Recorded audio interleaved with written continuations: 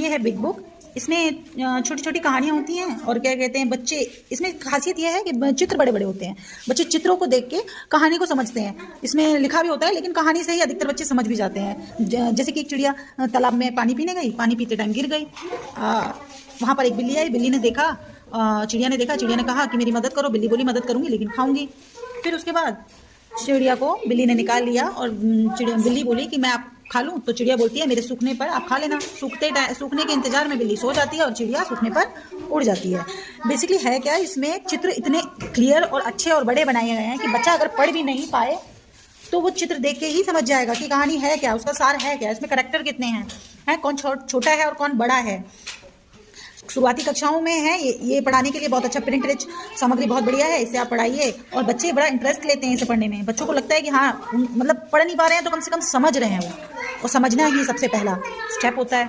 तो